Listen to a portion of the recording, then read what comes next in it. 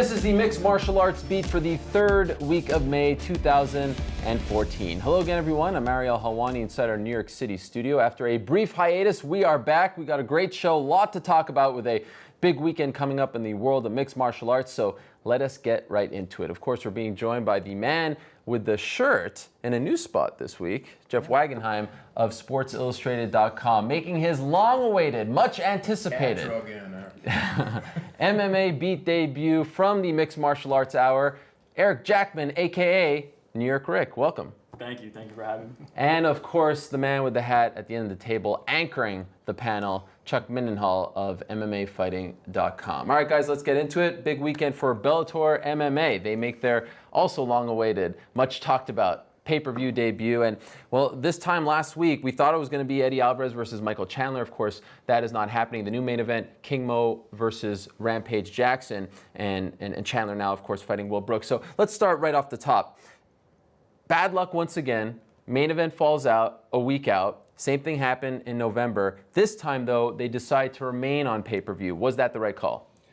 I think it was. I think that the sky is falling, of course, because they don't have the big fight that they were looking for. But in a way, this gives them a little bit of a mulligan, I think, because this is the first time they're going into pay-per-view.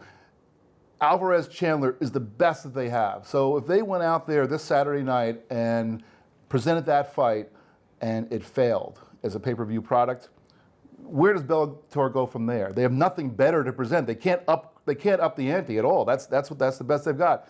Well, this week they've got King Mo and Rampage, which, you know, if that one doesn't do so well, they still can step back and say, well, you know, that was a later replacement fight. It wasn't our best, and they still have the aces in the hole of Chandler and Alvarez to play at a later date.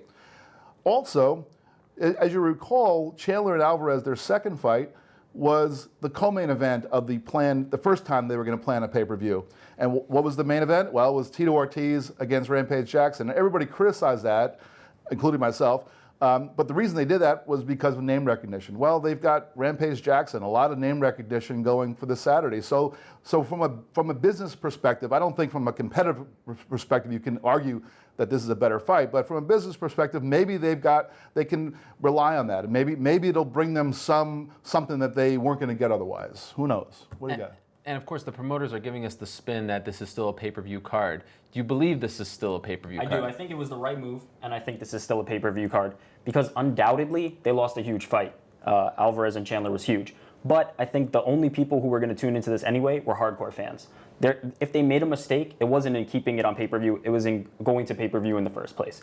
The hardcore fans are probably still going to tune in, even though Will Brooks is not the caliber of fighter of Michael Chandler. The hardcore fans were going to tune in anyway, and I think they're still going to tune in. I think the difference will be negligible in terms of what they lost by losing that fight. They didn't lose anything, essentially. I've yet to hear somebody explicitly tell me, because Will Brooks is in here instead of Michael Chandler, I'm not buying this.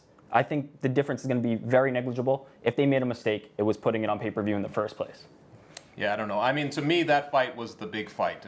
Like I've mentioned this on your show earlier in the week, these are Bellator guys. You know, you had Eddie Alvarez who fought at Bellator 1. He came up the whole way with Bellator. You had Michael Chandler who sort of navigated his field. He was the model guy for a Bellator. To me, that was one of the reasons. I don't know how much that translates into casual fans' interest, but if you're going to put a signature on something, that was the fight you're going to do. It matters to me a little bit to see that fight, and I know I have talked to other people who sort of were interested in seeing this trilogy. They've heard enough about it through the media. The media actually gets really behind this, not in a they're not making fun of they're not making fun of Tito, like they do in other guys. So I really wanted to see it. Now, does it really make a difference in the ultimate pay-per-view? It might a little bit, but I agree with you 100%. I think that it's Tito Ortiz and it's Quentin Rampage, it's those guys. Tito Ortiz, we forget that when he beat Ryan Bader, it was like jubilation in that building. I mean, it was weird. It was almost like we'd repressed. We didn't really want to get behind Tito Ortiz until he won. And then it was like suddenly we're celebrating. Everybody's popping bottles. You know what I mean? But and then we're talking about him in title picture right away. It was just the strangest thing. So I feel like, are we at that level again? No. But there's going to be interest in Tito Ortiz. There'll be interest in Quentin Rampage Jackson just going back. So I don't think it loses that much in terms of the pay-per-view. You mentioned something about how whether they should have made this a pay-per-view card in the first place. And there was always that question with Bellator, with should they be on pay-per-view at all? And so it was almost guaranteed that there was going to be some bumpy road along the way somewhere, whether it was going to be just the fight night or whatever, just getting people to get their brains wrapped around the idea of paying for a Bellator card when we're used to getting them for free. So this, in a sense, gives them the opportunity to trot out one card, and they still have that big fight. That big fight is still out there, assuming that Chandler can get by Brooks, and if he has a great performance on Saturday night, maybe they'll need, because Eddie Alvarez, I believe, has to be on a pay-per-view card. They're going to have to probably do another pay-per-view anyway. So you're right. In that sense, like if this one fails, they can always be like, if it comes up short, they can always be like, well, that was our first foray. Here's our second, so. Do you think they have done a good enough job? You said that it was a mistake to even go into pay-per-view, and they were kind of forced this hand, I believe, because of the contract with Eddie Alvarez. Have they done a good enough job of at least telling the world that they will be on pay-per-view on Saturday night, in your opinion? Absolutely. I feel like people are very aware of this pay-per-view. From the bickering. Yeah, I mean, the people who are saying, this is a terrible pay-per-view, I wouldn't pay for it, they're still paying attention. There's enough noise out there that people are paying attention to this. Whether it's good or bad, that remains to be seen in the pay-per-view buys. But I think they've done a good job of promoting it. The card is very good.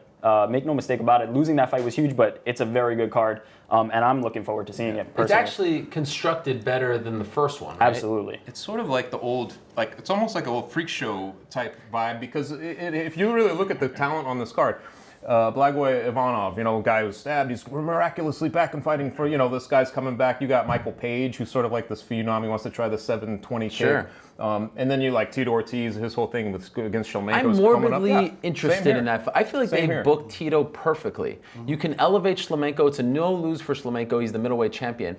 And, on the flip side, if Tito loses to the middleweight, then it looks very bad. But this is a guy who has only won one fight since 2006. Worse, does it? Of course. Like, but well, I feel like they did this one perfectly in that fight. yeah, It's totally. it's a win-win. Yeah. If Tito wins, he's back.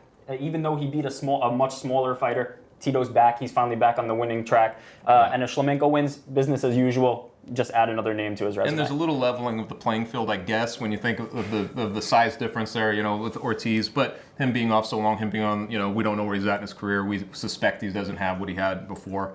Against Shlemenko, was that much smaller and everything coming up to me. And at least it levels out a little bit, the curiosity. So to me, it stands out. One of the funny things that they are facing, funny may not be the best word, but it's going to be very interesting to see how they handle this, because they have this light heavyweight tournament final. King Mo, Rampage Jackson. Rampage Jackson has already said that he will not fight the champion, Emmanuel Newton. If King Mo wins, he's already 0-2 against this guy. Are they really going to do a third fight between King Mo and Emmanuel Newton? I think, correct me if I'm wrong, of all the guys on that main card, King Mo has the most pressure on his shoulders. A lot of people think he has not recovered from staph infections, the surgeries and all that. Had the steroid accusation. He's not as dominant as he once was when he was fighting in Strikeforce and prior to that. If he loses to Rampage, where does he go from here? From the big splash of the TNA and Bellator deal and all that happened just less than 2 years ago, there's not much you can do with the guy, and it feels to me like they're not as high on him as they once were, even Bjorn catering more to Rampage than him. Yeah. Where does it go from here? Win or lose, where does he go from here? I think you're right. It's kind of, he is in a place where it's going to be hard to promote him moving forward, and it's hard to know whether they really want to be promoting him that much. But if he goes out there and wrecks Rampage Jackson, this whole conversation we're having changes. Suddenly he becomes a whole other thing, and then all of a sudden he becomes Bjorn Rebney's best buddy. So I can see what you're saying. He has a lot of pressure on him. But remember, if Tito Ortiz loses, I think his career is done. So it depends on what kind of pressure you're talking Tito. Yeah, I think his career is Right. done. Tell that to Tito. I think that Rampage and King Mo are big enough personalities that whether they win or lose, they're going to have somewhere to go from here. I think the most pressure is on Michael Chandler. He needs to win this fight. If he loses this fight, that trilogy blows up. It's a bad situation if Michael Chandler loses. I think there's a lot of pressure on him, especially coming in against a guy who's dangerous. Even though he's a huge underdog, he's still a dangerous fighter, and who knows how lightly he'll take Will Brooks. What do you make of the way Will Brooks has tried to up the ante here? I mean, on the conference call, he called people morons essentially for inquiring whether or not this is a pay-per-view worthy card. Has he done a good job to at least build some interest despite losing. He's played Eddie the role Alvarez. perfectly. Yeah. I'm very interested. I've seen Will Brooks fight many a time, but I'm much more interested in seeing him fight for the title against Michael Chandler. It didn't now. hurt either that he was sort of calling out Gilbert Melendez when that whole thing was going on. He sort of put his name out there a little bit for people who weren't paying attention to his rise up through Bellator's ranks. He wanted to fight Gilbert Melendez. To me, that willingness was kind of cool, I thought at the time. And, I think he can back it up. He trains with a really good crew in Florida. I think that he's, he could present some challenges. And in some ways, it would really be, he's fighting Michael Chandler. Michael Chandler is the original blueprint for what he's trying to do by beating Eddie Alvarez when he came up. So in some ways, there's intrigue in that way. Like, what does this guy have? We don't know those levels yet. What does he do against a guy like Michael Chandler at that level? So we'll see. I mean, I agree with you that Chandler has a lot of pressure on him. I don't think that Brooks has a lot to bring to him, and I think that if Chandler just goes out there and wins, like a decision, I think that is not a success. I mean, I think he has to go out and wreck this guy, and I think he's fully capable. I really think this. I'm not going to say this is a mismatch, but I think that Chandler is at a different level, and he needs to show that. He needs to go out there and show it. It's tough too, though, from Chandler's position to basically be told you're having an opponent switch. I don't know how soon, how far back he knew of it. But that's also a mind thing. We've seen guys like Rick Story. I remember the Brenneman. There's always these stories of these guys who get these short notice type fights, and they just don't perform the same level. So that'd be interesting to see how that plays out as well. And I'm sure hanging over Chandler's head is the fact that if he loses this fight and then it's Brooks versus Eddie, he may never get a chance to avenge that loss against Eddie, because Eddie's probably going to leave after that fight. So he needs to win this fight. So it's going to be interesting. I know you were kind of making fun of this, and everyone seems to be making fun of this, but I got it. Just let's go on the record. And there's no way to really know. How many pay-per-views do you think they sell? Hang on. No, What's the over? What's the line? I hate these kind of questions. This is like, why do you hate them? Because I could pull any number. I don't even. Yes, but that's why I'm asking you. I don't know how many pay-per-views they're going to sell.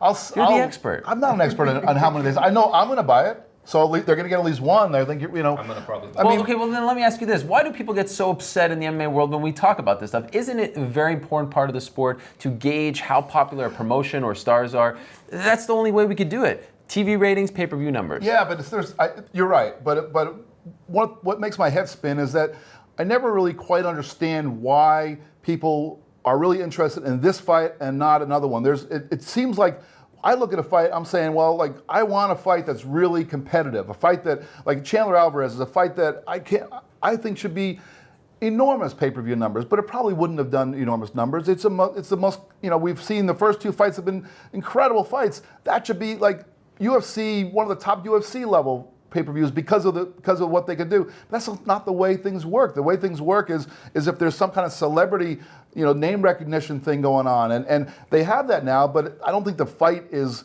I don't think they've got a better fight than what they had before. So that's why I look at it and I'm just baffled by what number they're going to come up with. I think that they'll do okay because Rampage Jackson is a guy that people recognize his name. But I don't know. What do you think? What's the number? Give me a number. I got no numbers for you. The pay-per-view buys, but just generally, I think the pay-per-view conversation is important because we need to know who the stars are, who's sellable, who's marketable. The organization needs to know who they can put on X card to draw X number of viewers. And that's an important way to structure a card. You need to know that information. In the era of statistics, sports is moving that way now. You need to have that information. 56,500. Somewhere in that range. Maybe slightly. I was going to set the line at 50. Yeah, I think it slightly goes above 50 total. 50,000. No, 50,000. I think that's probably where they need to meet. I think that would. I don't really know. I just hear people saying this. I don't really know what the number is, but I think it goes slightly above 50,000.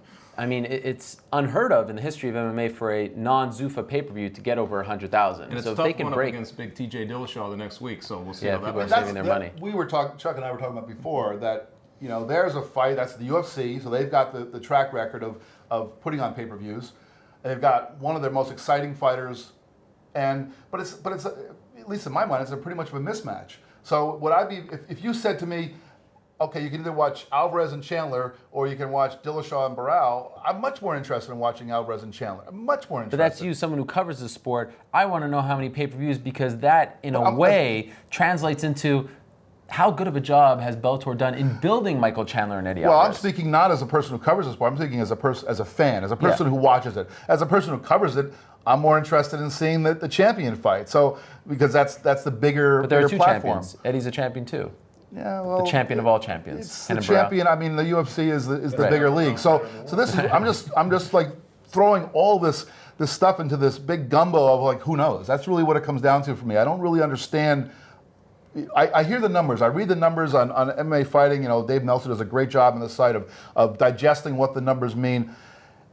But every single time I read one of those stories, I go into it thinking, you know, I go into it and I read it and I'm really surprised by what the numbers are, because I never can quite get a fix of what it is that makes somebody buy a pay-per-view. I buy the pay-per-views and I get reimbursed by my company. All of us who work in the media, we don't have to make those decisions the same way that the fans do, who have to say, well, is this worth my $55 for a UFC pay-per-view, or in the Bellator case, $30 to $40? Do I want to spend that money in order to watch this? We don't make those decisions. So it's hard for us to quite appreciate that.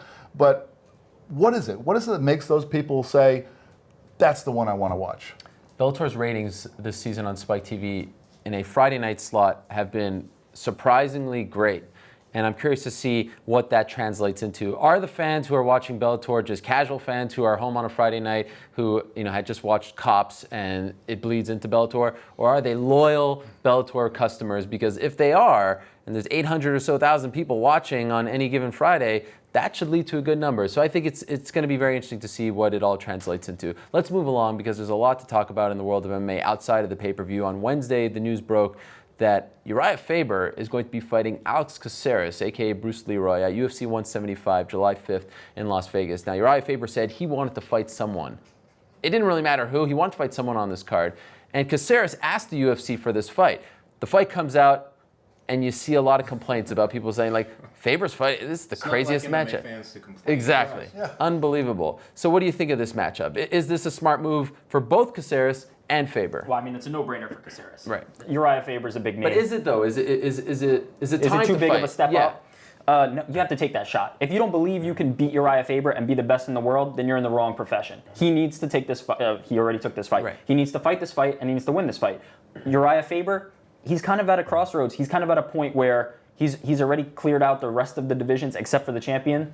He's just going to be in fun fights at this point. And I think this is a fun fight. Whether you think it's relevant in the rankings, I feel like that's kind of irrelevant in the general scope of how the UFC is run these days. We don't always get, you know, the top ranked guys against the other top ranked guys. And I think this is just a case of an exciting fight for a guy who's in a no man's land championship wise. Yeah. And I think part of the dissension is just that I think a lot of people thought we were going to get Faber Cruz. And so Dominic Cruz, when he come back, sort of made sense, right? Like to sort of put these guys back together. But we just don't know Cruz's timetable. And Faber likes to stay busy. He's not going to want to wait out something uncertain like that. And if you look at the guys that are below Faber in that range, I mean, you're right. He's cleaned out every one of them. Mizugaki, he's Wineland. You can go down the list. Michael Mcdonald. He's beat all those guys. There's only a couple of guys in between him and where Caceres is at who he hasn't fought. So in some ways, I'm like, you got a guy who's on a 5-fight unbeaten streak. You know, the one thing being turned over for his pot test, but he's on a hot streak. He's a kind of well-known fighter. We knew him from Tough. He's one of those guys who's going to kind of sell that fight a little bit. I liked it. I thought it was good. It was sort of left field when I heard it, but it made sense the more I thought about it. No, the last I heard Faber being interviewed about his future, I mean, I realized he's not going to get another title shot for a while, if ever. But he kept talking about he wants big fights. I want really big fights, and I just don't see this as a big fight for him. And I was thinking that if he's not going to get a champion and Cruz isn't ready, you know, he has to think outside the box. You know, if Frankie Edgar were not otherwise occupied, that would have been a good one. But it seems to me that that's where he needs to put his energy, and this seems like a stay busy fight for him, and with some degree of difficulty. I mean, every fight is a challenge, but I feel like I was expecting Urijah Faber to be more of a think outside the box kind of guy, challenging somebody maybe from a different weight class, doing something a little different. I just don't see. I think this is just a fight that will keep him occupied. Well, let me put you on the spot. I mean, you mentioned Edgar. He is fighting the next Don't day. ask me how many pay-per-views he's been. Who else is out there? There really is. He is in that horrible spot. He lost, you know, to Barao twice. He lost to Aldo twice. He can't go up to 145 and make a run there. He has to. He has to have these fights. You're right. This is He's in the Joseph Benavidez Team Alpha Male territory, which Chad Mendes might have to occupy as well. Maybe he should fight Joseph Benavidez. That would be fun. Yeah. I feel like we're counting out Alex Caceres a little bit just by talking about this fight in this manner. He's a very talented fighter and has looked really, really good lately. I think, you know, obviously Urijah Faber's at this point in a league above Alex Caceres, but I think it's still a dangerous fight. And I give kudos to Faber for taking the fight. Look, remember the last time we saw Caceres fight? It was against Sergio Pettis. And this was the Sergio Pettis show, right? It was the coronation of the next Pettis. And he goes out there and fights really well. He's marketable. We know him from The Ultimate Fighter, as you said. And, you know, I don't know if you've seen any interviews with him as of late. His maturation as a human being, you know, forget about a fighter, as a human being has been fascinating to watch, from the kind of punk kid that he was on The Ultimate Fighter. So he's asking the UFC for this shot. It wasn't just like the UFC said, sorry guys, we need to put you together. That's the story right there. He asked the UFC, and at this point, the UFC has gotten a lot out of Faber, and I still think he's one of the very best fighters in the world. You can make a case for him still being top 10 pound for pound. They need to put him in this spot to build up other talent. Yeah. Even if Caceres loses a decision, a close one, he still gets the rub, and I think that helps the division. They need more names like that. Caceres can make it a close competitive fight, even if he were to lose. I think it would be a win for him in a sense, in the public opinion. I mean, I think this brings into play that whole idea of selling yourself as a fighter. And our friend and sometimes beatnik Mike Chiappetta had a really nice story on Fox Sports the other day about trash talk, really, but it was sort of looked at it from a larger perspective of how you get the fights that really matter. And he, one of the people he talked to was, of course, the godfather of trash talk, Chael Sonnen, who talked about how, you know, it's not enough to just say, I want a shot at the belt, but to single out somebody and really zero in on that person. And I've really paid a lot of attention after reading that, just how some of the other fighters talk in the aftermath of their fights. And it's like, well, I want to take on whoever's next, whoever the UFC gives me. Or like when Jim Miller won his last fight, he listed about 100 names that he would fight. Yeah. And this is all like, you know, Chael Sonnen must have been sitting there like shaking his head saying no. I mean, this is what these guys have to do. And Caceres has become a saleable guy. You know, Conor McGregor is a guy that is saleable, but they have to then be able to back it up. And this is his chance. This is a chance. If Bruce Leroy can go out there and beat or really threaten Urijah Faber in a way that other fighters who have higher rankings than him haven't, good for him. Perfect segue right there. Because earlier this week, Dominic Cruz says that he thinks more fighters need to be like Conor McGregor. More fighters need to go out and do exactly what you said, sell themselves and make you interested in them. Yeah. And so I ask you, you called Chael Sonnen the Godfather. If he's the Godfather, McGregor's like the Don of trash talking now, and maybe even better than Chael, because a lot of people think Chael is shtick these days. People are, I think, buying very much into what Conor McGregor is saying, and the heat between him and Cole Miller leading up to that fight has been pretty great for a Fight Pass fight. So what do you think of the Conor McGregor show these days? No tanks. No. No tanks. No tanks. No tanks. You're not buying what he's selling. Jeff was just talking about the article from Mike Chiappetta where he said you have to choose a target. Conor McGregor's called out everybody, and their mom and their grandma. Only one guy can fight him at a time. If he loses this upcoming fight to Cole Miller, those other guys aren't going to get a chance because they're not going to want to fight a guy who's a mid-level talent. So it's a win-win situation for him. Call out everybody, get everybody mad at me, get everybody talking about me. But really, it's going to be tough to back that kind of talk up. I would have much preferred. I'm over the Conor McGregor hype. I'm over the same recycled lines. You're saying that Chael's gotten sticky and recycled. I feel like Conor's in that same boat, saying the same things just louder. And I'm over it. I want to see him fight in the cage. I want to see him put on a show, and I want to see him take out Cole Miller in the way that he's been talking about himself being able to do. But hasn't he done a good job? The guy's been out, and he's remained in the headlines. That's brilliant in itself. Absolutely. This is just my personal preference. In terms of how I think he's effectively keeping his name out there, he's a genius. He's brilliant. But I'd much prefer... Chael Sonnen was so great because he was calling out Anderson Silva. Nobody was calling out Anderson Silva. He was saying, I want the biggest, the baddest, and the best guy in the world. Isn't he calling out Aldo? Yeah, but he's also calling out the 10, 15 other guys under him. Isn't that great too? He's made everyone against him. I don't like the Uzi spray. I want a sniper shot. I want this guy. I'm going to disagree a little bit. Chael Sonnen isn't great because he called out Anderson Silva. Chael Sonnen was great because he called out Anderson Silva and then backed it up and put him on his back and beat him up for almost 5 rounds.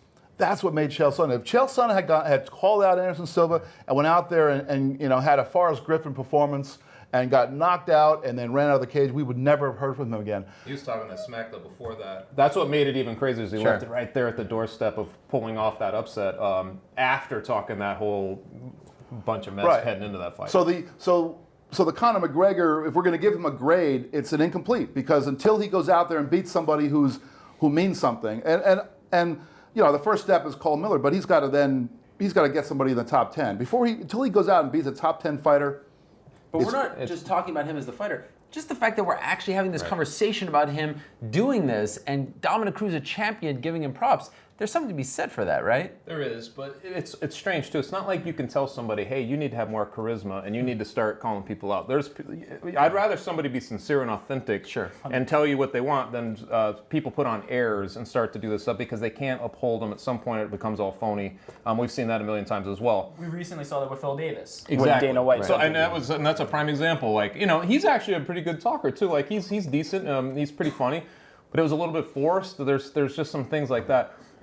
To me, you know, Conor McGregor is just a natural at what he does, and so that it fits his personality. The hype part of the game fits what he does, and so he fills that out. Chael Sonnen, same thing. What's weird about Chael Sonnen is he sort of came out of nowhere after existing for years, and you know, in WEC and et cetera, without really making that kind of stir. I think that's what caught us off guard. It's like, wow, what he just shifted into fifth gear suddenly, and now he's, you know, the best trash talker there is, but.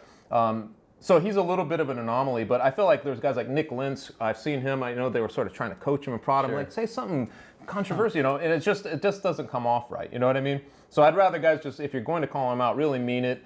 Say it the way you say it. You know, Jim Miller had really no problem with him saying like, hey, I'd politely like to ask for any of these guys, you know, because that's who he is. That's Jim Miller. It's true, but you got to back it up. I mean, that's ultimately, and that's why I'm not saying that we should be ignoring McGregor, but what I'm saying is that it doesn't mean anything until he's backed it up a little bit. I mean, that's the operative thing here. Up until Chael fought Anderson, he was beating really, really good guys. We need to see Conor do the same thing. Right. So if you were programming Conor, if you can actually go in back of him and press the right buttons, what would you do for the next 2 months? If you're not liking what he's doing now, how do you actually get people really excited for your fight? If I'm Conor, I'm keep doing the same thing. Really? I personally just don't like it. It's not my cup of tea. I'd rather hear specific, direct trash talk about Cole Miller, focus on Cole Miller, stop talking about Chad Mendes, stop talking about Jose Aldo. But isn't there a blueprint there that you're trying to set up your next fights? Yeah, but you need to win this next fight. You need to win this next fight. Sure, but you know Chael's always looking ahead. Chael's, you know, he was fighting Vanderlei before he fought Rashad. You know, he's fighting Rich Franklin before he fights Vanderlei now. He always does that, Vitor. Fair point, but that's usually one guy. He's targeting one guy. The thing about what I was saying before about Conor McGregor is he's challenging everybody. You really, it feels inauthentic because you can't have real heat against another guy if you're challenging everybody. You don't have that same kind of heat with all these guys in the division. I just don't buy it. All right, speaking of calling people out, Matt Brown has started to get. Have you heard of him? I haven't heard of him. Yeah, he's pretty good. He just had a pretty good fight Saturday night in Cincinnati. I hear he's the new king of Cincinnati, even though he doesn't live in Cincinnati. It's very interesting. But anyhow, he's getting a lot more vocal. Matt Brown was never vocal. I mean, you ever interview Matt Brown in 2011 era? I mean, the guy was not very interested in A, talking to you, or B, calling anyone out. He's pissed now, off because he was losing. Exactly. Now he's saying, I want a title shot. I want to fight for the belt. 7 in a row, just beat Eric Silva. Fantastic fight, one of the best fights of the year, best rounds of all time perhaps, best first rounds of all time. The man is on a roll. Of course, the naysayers will say he hasn't beaten anyone in the top 10, let alone top 5. What do you do with Matt Brown if you're the UFC? Straight to the top. I just give him the belt. I don't even have him fight for no. No.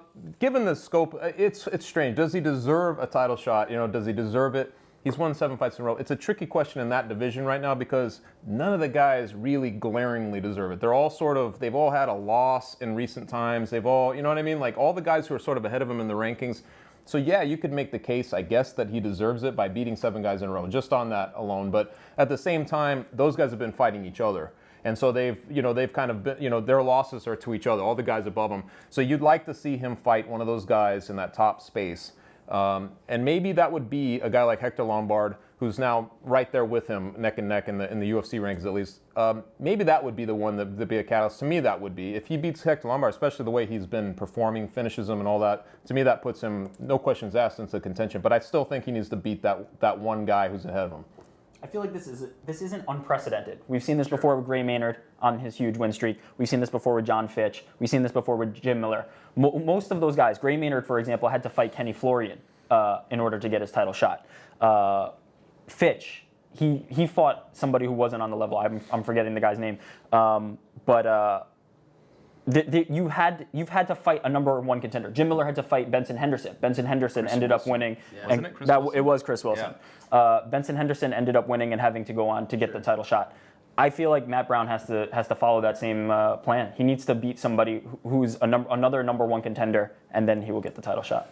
Yeah, I think I agree with that path. I mean, but we've seen the other way go. We've seen Glover Teixeira. Glover Teixeira didn't beat anybody in the top 10, but he'd beaten 20 people in a row. was kind of hovering there. Yeah, was kind of hovering. yeah, more or less, close. But really, Sure. And so, but I think Matt Brown gets a few extra favors because of his style of fighting. So there's that. If we're looking at the UFC and the chase for a belt purely as a meritocracy. No, of course he needs to beat somebody else in the top 10, get some top 10 guy, get that notch on your belt, and then go. But if we're looking for, well, do we want an exciting guy to match up against our champion, it sort of pushes him up, even almost without that victory, just by the way he fights, by his vulnerability, by his all the different things that Chuck waxes poetic about every day. So. Good, wax poetic about it, come on. But timing is everything here because we've seen this. Guys are getting fights that they may not deserve just because the UFC needs to plug holes. Yeah. And Hendricks is out till the fall/winter. The timing might work out. People are talking about Robbie Lawler versus Jake Ellenberger. I don't think that he should be stacked up against those guys. Ellenberger's coming off a loss. Lawler's coming off a loss. Sure, it was against Johnny Hendricks, but he got a shot. And it wasn't a controversial loss in my opinion. He had his chance. Win a couple, you're back in the mix. So then it's down to Tyron Woodley versus Rory Mcdonald. Mcdonald's, on a one-fight winning streak, and Woodley lost last year to Jake Shields. Of course, these guys that they're losing to are big names, but Matt Brown will never be. Shields is not a big name. He's not even that's true. He's on the down side of that his career. Matt Brown will never be more popular than he is right now. You could put him on a pay-per-view and you'll get more, but right now he's never been more popular. Why roll the dice? If you're Bob Arum, this is Don King this is the boxing model. You build these guys up. I mean, obviously he had a lot of losses, but in boxing they build a guy up, win and win against people who are not top fighters, and then put him in a title fight. That's the boxing model, and it's sort of a UFC model too. It's not like they've run away from it. It's just kind of happened by mistake, right? I don't think they were trying to build up Matt Brown. I think they were just keeping him. No, what I mean? he just did it on his own. The way he fights, he deserves the moon. I mean, the guy is exciting. And there's by no means am I, or I don't think any of us, downgrading that guy. He's a really exciting guy to watch. I love that fight. Was just amazing to watch. I love watching it. What he withstood against Eric Silva. It actually taught me something I watch MMA fighters all the time, and I'll see a guy get a body kick, and they just sort of walk through it, and I think, how does somebody do that? Well, when he got that body kick and crumbled, it was like I identified with him. And I think that's what fans do. They see his vulnerability and they think, that's how I would react if someone, kicked me in the body. But then he rises above that. And so, of course, we want to push him toward the greatest glory possible, a title fight. But he still needs to be in there with somebody else who's a top contender. And all those guys you talked about who have lost a fight, they've all lost to a top contender. You like the Lombard idea? The scenario thing. Yeah, the Lombard thing is the most logical thing they could do right this second. He doesn't have a fight, and he's looking for one. But if they didn't do that, there is a scenario that he could sneak in there. Obviously, like you just mentioned, if Mcdonald and Woodley just doesn't pan out, it just doesn't have it. You could see how they might want to say, well, Matt Brown makes more sense to stick in there. You know what I'm saying? Like given that what you were saying about what they've had in their recent past. So there's a scenario, but I think because you have a guy who's 6'7", you have a 6'7" matchup you can do. I know that UFC sometimes works in mysterious ways on those things, but to me that makes the most sense to put him against Lombard. All right. Well, you're the judge and jury on all things, Yes, Matt Brown. So that's right. I'll go with what you have to say. Now, while we're playing Joe Silva, let's talk about Anderson Silva because he was just cleared to start doing MMA training, which is amazing. I mean, the most inspirational thing on the internet right now are those little videos that he posts every day working out. Like, I feel like such a loser when I watch those things. The guy, I mean, shattered his leg and he's out there doing amazing. He looks massive as well, working out all that stuff. Anyway, enough about his physique. How would you book Anderson Silva's return? Of course, he says he's coming back beginning of next year. Dana White says this year. Let's just say it's early next year. We're halfway through the year, essentially. What would you do in a fantasy world? What's the perfect way to bring this guy back? My fantasy fight is Michael Bisping versus Anderson Silva. We've wanted to see it for a while. I can't speak for everybody. I've wanted to see it for a while. And I feel like Michael Bisping has kind of become the barometer, the measuring stick in the middleweight division. If you can beat him, you're elite. You're going on to contender status. If you lose to him, you kind of fall back in the pack. Is that a gatekeeper? Gatekeeper. But I think he's You're just saying in a much nicer way. I don't want to call anybody a gatekeeper, but he's the measuring stick because he's so close to the top. If you can pull it off and beat him, it instantly catapults you into contender status. And if you can't, you kind of fall back. Kung Lee. Put Kung Lee in there. He wanted that fight a long time ago, and it's like So did Gus Johnson. Yeah, so it's like Remember that? yes. But that fight to me, it's like there's no threat of big wrestling and everything. It's just going to be a striking game, and who better to tee off on and get tuned up? And if not, maybe Rich Frank. Maybe they roll out Rich Frank for the third fight. That would be a weird one. But with Kung Lee and Anderson Silva, are you throwing him into the fire? I feel like there's much more chance of a kind of devastating knockout. Where is he at mentally? I feel like you kind of want to have a fight that's a little less explosive coming in against. I mean, to me, that's like you're taking it down to where I think he should be. So you're a saying, guy in that range. Eric, you're saying Kung is more dangerous than Bisping Dangerous, right now? yes. In terms of you don't want to knocked get out. in there mentally with a guy who has that kind of arsenal, that kind of knockout You think power. Anderson is looking for an easy fight? I don't think it's any easy fights in that division. Right. I don't think Michael Bisping by no means is an easy fight. He's just not as dangerous to finish and hurt Anderson Silva. And my concern is he mentally ready to step in there with a guy like Kung Lee who can throw a kick that could take him out at any moment, like we saw like the Rich Franklin fight. Right. He still has that. Maybe they bring him in with, if they want to ease him back, to get some guy out of retirement, like some guy out of Stockton, California, maybe. Oh, man. How does Nick Diaz find his way into every fantasy match? It's just amazing. Well, every scenario, from heavyweight to flyweight. We would love to see him fight again. Sure. And he says he wants to come back for big money, wants a title fight. Well, there's some certain things that he might bend on, and the opportunity to step in with Anderson Silva. He said Anderson or GSP rematch initially was That was the only- he's said that. So I mean, Wow. that was a while ago, but Yeah. but at some point, if they pitch something to him and that's the one, I don't know. That'd be fun to watch, don't you think? And does that fight mean anything other than it's a fight? Because he's not a 185er. I know, but it means something in that. What fights really? When you say mean something, that I think that sometimes even the championship belts are not the things that we're really aspiring toward. It's about putting together really great fights that are interesting and that draw people's interest. That's really what it is.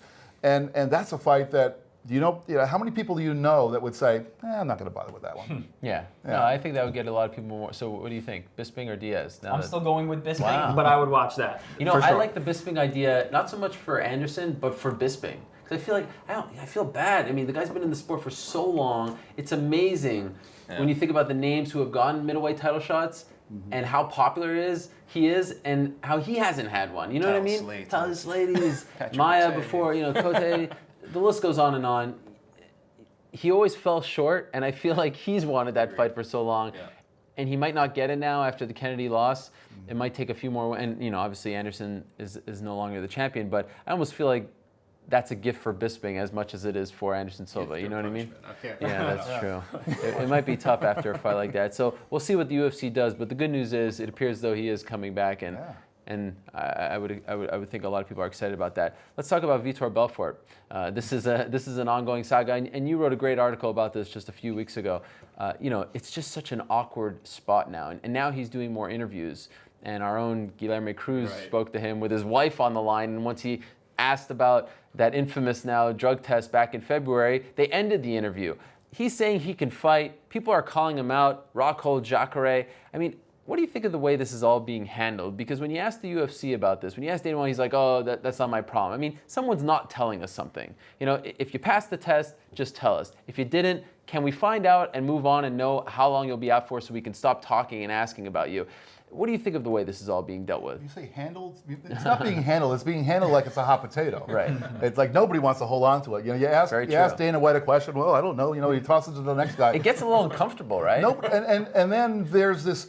Then Vitor comes in this week, and I don't remember the exact quote. It was something like, "Well, the truth is what's important," or something like that. It was, and I remember retweeting this quote out of this MMA Fighting story, and I'm thinking, well, how come the truth wasn't important to your lawyer after your drug test? So then it was irrelevant. Right. So where's the truth? I mean, is the truth important when you want to tell us something, or is the truth important all the time? You were talking earlier about being, you know, sort of done with certain things. I'm sort of done with him. I'm fine with when he gets it together and he goes in fights, but I just don't want to hear anything more from the guy. He's got this sanctimonious kind of attitude that he's above everybody else, and yet he doesn't really care about the truth. If the truth was really important to him, then we would know the truth, and we don't know the truth. So I'm done with that. I don't want to hear any more of it. I agree. I think we've kind of exhausted this. Vitor doesn't want to talk about it. We're never going to know. The UFC, they're going to continue to pass the buck to the Athletic Commission. If he doesn't have to disclose it, more power to him. I say keep it a secret for as long as you want, but you have to accept that there will be scrutiny.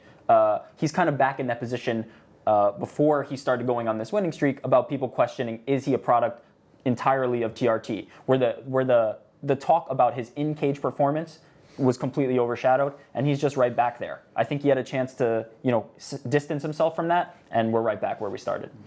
Yeah, this whole thing it's gone on for a long time. It is very uncomfortable when you hear Dana White at this point because he can't really say anything. He's not really allowed to, even though it's Dana White. He's not going to talk about whatever this thing is.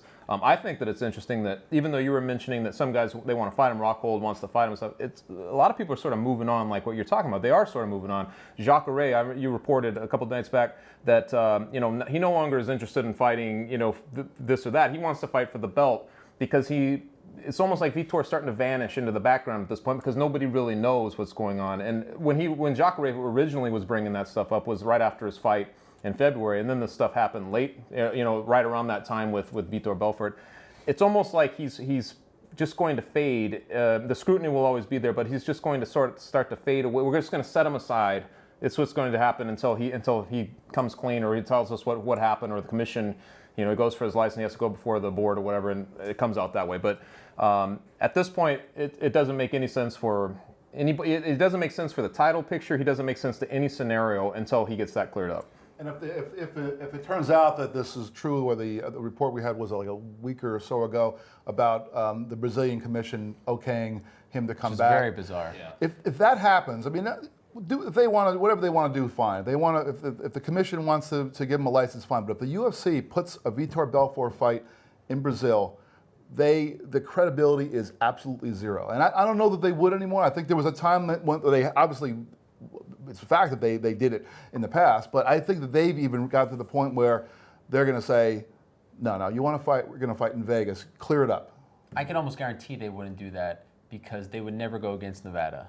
That's their home. And if there's some kind of unofficial punishment on Vitor Belfort right now, they're not going to go against Nevada and put him in Brazil. I mean, that would be a huge problem for them in Nevada. Oh, yeah. I think the most awkward thing about this is we don't know if A, he is being punished, and B, how long that punishment is for. That's the awkward thing. Like, we don't know that, okay, he's out for 9 months. All right, then we'll deal with it. That's the weird thing about this whole situation, and it's somewhat unprecedented in MMA. So we'll see what happens with that. Prolonging it. Yeah, and it's just making it all very awkward.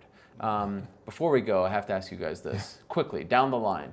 This is a story that just won't go away. Tim Sylvia is now campaigning to get back in the UFC. One more shot because the UFC announced last week that they are making their debut in Maine. Yeah. He is the Maniac, after all, former UFC heavyweight champion at one time, one of their bigger names. It's the main event. Yes. In the main event. If you were the UFC, if you were Dana White, who, by the way, Tim Sylvia claims blocked him on Twitter, Would you re-sign Tim Sylvia to have him fight on this of course. card in August? Of course, Dana White also owns a home in Maine. Yep. So this would be like a homecoming for him as well. And I live in Massachusetts, so I often go up to Maine and poll the public and ask them, "Are you that's guys great. waiting for Tim Sylvia?" You That's guys, great. And I walk into every bar room and tavern, and from Bangor to Portland, and boy, people are really aching for a Tim Sylvia.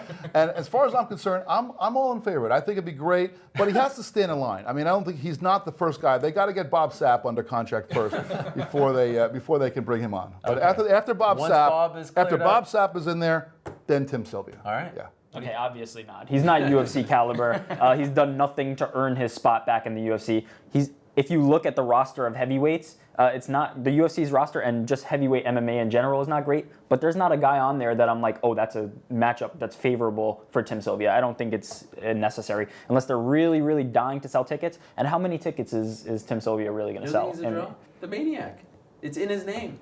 If you can quantify how many tickets he's going to sell, then sure, sign him.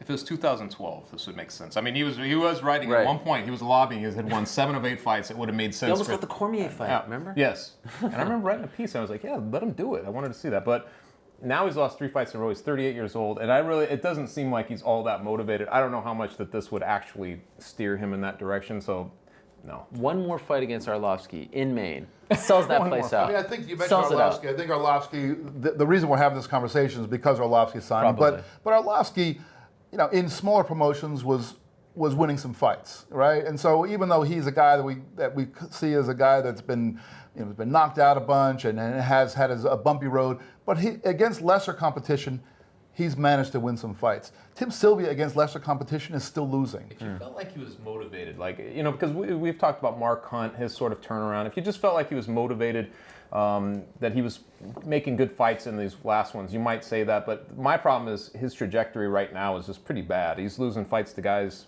you haven't really heard of, and it just doesn't make any Unless they can sense. get Ray Mercer in for the big rematch. That'd be huge. I mean, you guys are talking about the comparison to Arlovsky that a lot of people are making. Arlovsky was winning. His one loss was to Rumble Johnson, who we just came back and we've seen is obviously still a very, very good fighter. It makes no sense to bring What about you? You want him in there tonight? What I have to say is if Tito Ortiz could be on a pay-per-view in 2014, why can't Tim Sylvia be on a fight night in August? And we were talking about, as long as he has that attached to his name, former champion. Yeah. It's like still has that. 2-time champion. Yes. All right, guys. Great stuff. Great debut. Thank you. And let us know what you think about anything we spoke about on today's show. Tim Sylvia, do you want to see him in the UFC? Are you buying the Bellator pay-per-view? What do you do with Matt Brown and Anderson Silva? A lot that we discussed here today. I want to hear from you, as always, in the comments section below. We are off next week, but we'll be back very soon for another episode of the MMA Beat. For now, for Jeff, Eric, Chuck, I'm Ariel. Thank you so much for watching the show. We will see you next time.